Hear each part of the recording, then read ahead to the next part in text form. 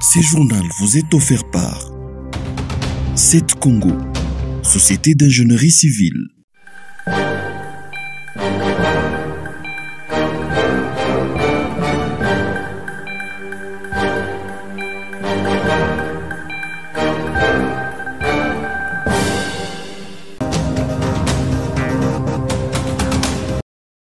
Des habitants de Goma ont manifesté ce lundi dans les rues de la ville. Ils dénoncent les silences de la communauté internationale face à l'agression que subit la RDC par les Rwandais, sous couvert des rebelles du M23. Cette marche a eu lieu à l'initiative de la société civile du Nord Kivu. Le gouverneur militaire du Nord Kivu a visité ce dimanche les troupes au front. Le général Peter Chirumwami a parlé aux soldats FARDC et au groupe d'autodéfense Wazalendo, présent en Sake, situé à 27 km de Goma. Le général Peter Chirumwami a déclaré que leur engagement donne une bonne image du pays. Nos militaires, et même les Wazalendo, nous n'avons que ce pays et nous devons nous battre jusqu'au sacrifice suprême pour redorer l'image de notre armée, de notre pays, mais aussi nous rendre dignes devant les autres populations du monde. Le gouverneur militaire a suivi l'évolution des combats sur terrain. Il dit avoir identifié les besoins qui nécessitent une intervention immédiate. Nous sommes arrivés ici, c'est pour réconforter nos hommes qui sont engagés sur la ligne de front. Essayer de voir s'il y a des besoins nécessaires qu'on peut exprimer auprès du commandant des opérations. Aussi s'assurer que les instructions du commandant des opérations sont bien exécutées. Puis s'il y a des besoins spécifiques, on puisse les faire. Le général Chirumwami souhaite que les populations qui ont fui Sake puissent y retourner le plus vite possible. Les soucis du commandant des opérations et même du commandant suprême, c'est que la population de Sake puisse rentrer rapidement parce qu'ils vivent dans des conditions précaires là où ils sont. Les rebelles du M23 soutenus par les Rwandais ont essayé plusieurs fois de prendre Sake. Toutes leurs tentatives ont échoué jusqu'ici. Le gouvernement congolais octroie 15 milliards de francs congolais pour la crise humanitaire à l'est du pays. La remise du chèque à la Caisse nationale de gestion de la crise humanitaire a été faite la semaine dernière par le Premier ministre Samalou Kondé. C'était à l'occasion d'une soirée de gala organisée à Kinshasa par cette structure étatique. Je voudrais donc saisir ce moment pour interpeller chacun d'entre nous à demeurer dans l'esprit de la solidarité et de l'entraide qui nous caractérise par la mutualisation de nos efforts. À cette occasion, j'en appelle à chacun et à toute personne de bonne volonté d'apporter ce soir son soutien à la Caisse de solidarité nationale et de gestion humanitaire des catastrophes.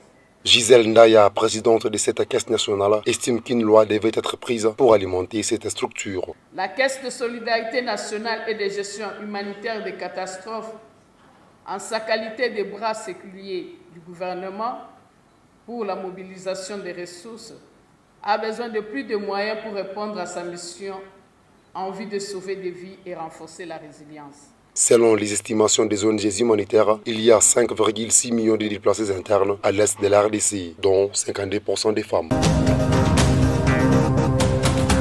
Augustin Matata Mponyo déclare qu'il ne fera pas partie de l'opposition stérile. L'ancien premier ministre l'a dit ce dimanche. C'était au sorti de l'audience qui lui est accordé l'informateur Augustin Kabouya. Augustin Matata Mponyo était allié à Moïse Katumbi lors de la présidentielle de ce décembre 2023. Il est le seul député élu de son parti politique. Toujours ce dimanche, Julien Paluku, ministre de l'Industrie, est aussi présenté devant Augustin Kabouya. Il a indiqué que sa plateforme politique fait partie des lignes sacrées de la nation. Son regroupement politique compte 20 députés nationaux. La droite s'est dernièrement enflammée sur une prétendue arrestation de Julien Paluku. Des rumeurs indiquent qu'il tirait de mèche avec les rebelles du M23, ce qu'il démentit à travers un communiqué de presse. Après son coup de gueule contre l'insalubrité et la crasse à Lubumbashi, le gouverneur Jacques Kiabula est entré personnellement en action. Depuis près de 5 jours, une brigade spéciale s'occupe de l'enlèvement des montagnes d'immondices que l'on trouve à travers la ville de Lubumbashi. C'est Eric Sakwema, son ministre des Infrastructures, qui est à la coordination de ces travaux d'assainissement. Des opérations de drainage des eaux usées sont également en cours. Il en est de même du curage de plusieurs caniveaux à travers la ville. Des médecins attribuent la flambée des choléra dans la ville de Lubumbashi aux immondices et aux détritus et aux eaux sales que l'on trouve à travers la ville. Le vernissage du livre Conscience bousculée a eu lieu ce vendredi 16 février 2024 dans la salle Aropé. Il s'agit d'un nouvel ouvrage dont l'auteur est le professeur Christian Kunda Mutoki. Publié aux éditions Hibiscus, ce livre compte 96 pages et développe 6 grands thèmes, à savoir « Je ne suis pas une natte »,« L'onction des lits »,« Confession nocturne »,« Un cimetière comme tant d'autres »,« Sexe volé » et enfin quiproquo. L'ouvrage est préfacé par le professeur Witz Moulongo qui n'a pas manqué à placer un mot. En effet, moi qui me suis tant esquinté, moi qui me suis longtemps échiné, éreinté pour la désaliénation littéraire dans les trains de la désaliénation culturelle de notre pays, c'est régulièrement que mon bonheur est activé chaque fois que des œuvres de grande facture arrivent sur notre marché. Après la lecture poétique du livre, s'en est suivi l'étape du vernissage. Conscience bousculée, cette œuvre du professeur ordinaire Christian Kunda Mutoki, que je baptise en ce jour, qui est le 13e, et puis j'espère que notre œuvre va suivre. Je te baptise et je te souhaite longue vie dans le monde entier. Par la suite, le professeur Christian Kunda Mutoki, auteur du livre, a remercié toutes les personnes qui se sont déplacées massivement afin de prendre part à cet événement littéraire. Les remerciements à tous ceux qui ont lu les manuscrits, les tapisseries, mesdames et messieurs. Je voudrais remercier les étudiants, tous les étudiants. En réalité, les étudiants m'ont toujours porté dans leur cœur. Je vous dis sincèrement, merci.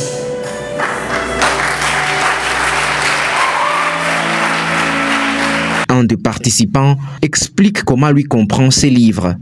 La plus-value de ce livre, c'est que d'abord, ce livre apporte une certaine ou un certain degré de conscience que l'homme congolais devrait faire, que l'intellectuel congolais devrait prendre conscience de ce qu'il représente. Il ne pouvait pas, ou l'intellectuel congolais ne peut plus ou n'est plus appelé à rester comme un citoyen passif. Il devrait poser des actions concrètes pour participer à son développement. Conscience bousculée est désormais comptée parmi les nombreux ouvrages du professeur Christian Kunda, à l'instar de la trompette du poète et les porte-croix, pour n'en citer que ces deux.